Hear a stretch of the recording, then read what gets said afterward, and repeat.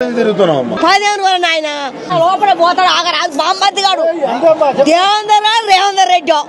తొక్కితే పాతలకు ఈ పరిస్థితి నిన్న చూడలే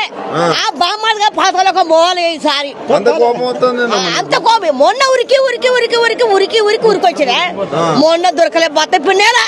నాటేసి మళ్ళీ వాడు ఎట్ట కొట్టిన ఓట్లను